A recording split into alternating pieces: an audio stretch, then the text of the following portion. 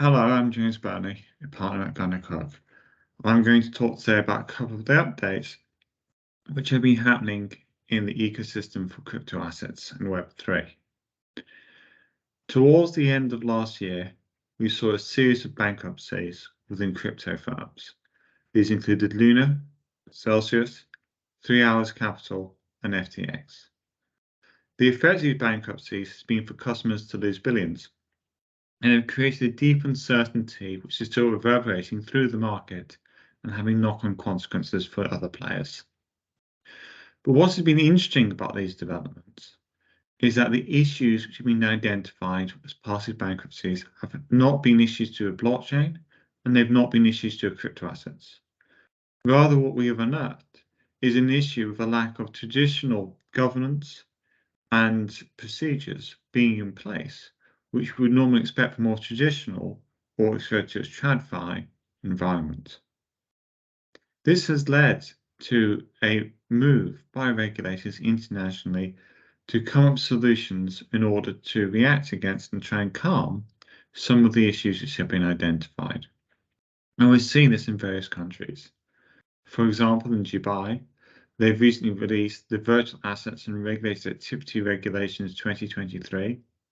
In Mauritius, they've enacted the Virtual Asset and Initial Token Offering Services Act 2022.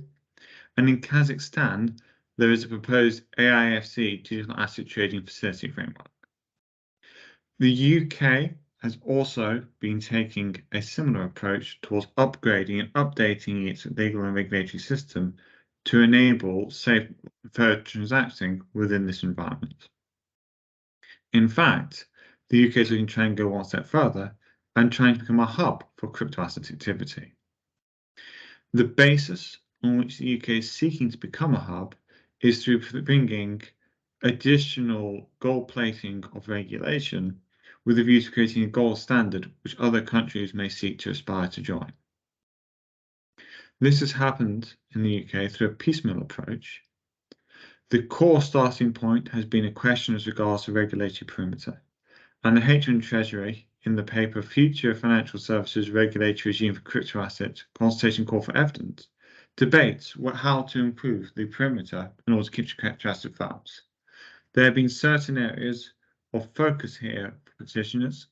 For example, the meaning of in the UK when it comes to determining which sorts of companies are in or outside the regime, and also whether things like NFTs should be regulated as the same way as traditional securities, given that a lot of the activity around NFTs do not bear relationship with the traditional securities ecosystem.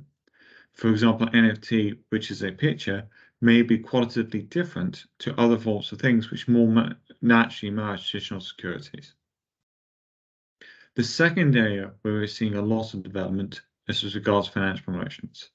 And earlier this year, we saw in the policy statement strengthening our financial promotion rules for high-risk investments and firms approving financial promotions, a move towards classifying fungible crypto assets as restricted mass market investments.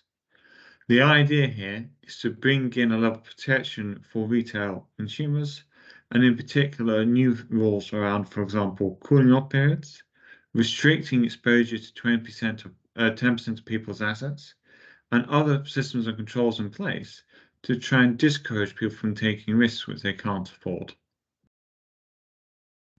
Those are the two largest pieces of development, but on a narrow basis, we've also got in mind a new regulatory approach for stablecoins set out in the government document UK Regulatory Approach to Crypto Asset Stablecoins, Consultation and Call for Evidence. And this is about creating a framework for those stablecoins which are used for the purpose of payment services. This is a sort of halfway house between the more Singapore approach, where any crypto asset used for a payment service tends to be regulated, and the current approach, where a crypto asset is only regulated, falls within the definition of e-money, which is quite a narrowly defined term, meaning that a lot of stable type tokens are outside the regime. Just to note what is meant by a stablecoin, these tend to be crypto assets which are linked in some way to a more stable environment, which could be, for example, through algorithms, which is what happened in Luna, or maybe through having them linked one-to-one to a fiat currency, which is the case, for example, in USDC. Lastly, we're seeing a couple of specific use cases being looked at by the government.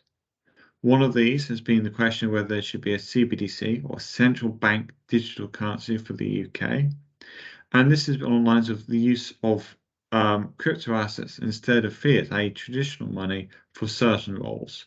And that can have an effect on things like settlement times and also the ability to gather information in regards to people's spending habits. Lastly, and more broadly, sort of noting that is in relation to not just looking strictly at crypto assets themselves, but crypto assets being looked in the context of other industries.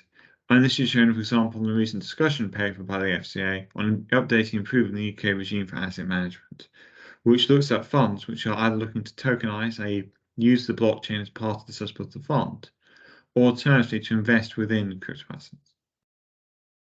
So there are lots of balls in play, and we're seeing a quilt of new work of new ideas coming out.